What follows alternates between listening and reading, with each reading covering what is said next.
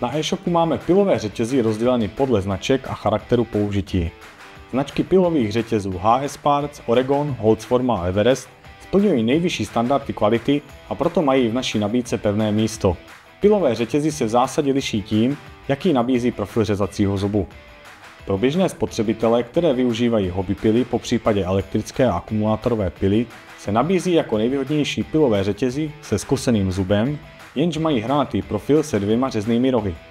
Vyznačují se nízkými vibracemi, sníženým zpětným rázem a poskytují vynikající výkon a odolnost, přičemž vyžadují méně údržby než řetěz s kulatými zuby. Pilové řetězy se skoseným zubem jsou ideální jak pro majitele domů, tak pro občasné uživatele motorových pil. Kulaté pilové řetězy mají řezné zuby se zaobleným profilem, které umožňují efektivní práci. Zaoblená řezná plocha řetězů kulatého typu je perfektní pro řezání tvrdého dřeva.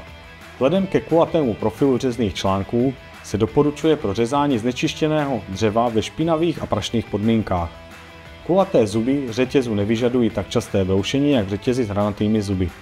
Hranaté pilové řetězy mají řezné zuby s ostrým profilem, které umožňují efektivnější a rychlejší práci než řetězy s kulatým zubem. Čtvercová řezná plocha řetězu hranatého typu je perfektní pro řezání měkkého dřeva.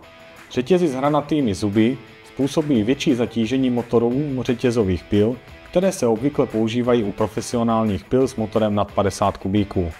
Vzhledem k profilu řezných článků se doporučují pouze pro řezání čistého dřeva, zbaveného nečistot nebo písku. Hranaté zuby řetězu vyžadují častěji broušení než řetězy s kulatými zuby, používané a doporučované většinou profesionálních dřevorubců. Řetězy na podélné řezání mají zaoblenou řeznou plochu, jedná se o profil kulatého typu řezného zubu a ty jsou perfektní pro podélné řezání prken a fošem. Řetězy na podélné řezání se nedoporučují používat pro běžné řezání. Pilové řetězy s karbidovými hroty vydrží až 4x déle ostrý než běžné řetězy. Poskytují velkou výhodu v tom, že se práce se dřevem nemusí tak často přerušovat, a to skrze broušení. Karbidové řetězy se brousí pouze diamantovým kotoučem.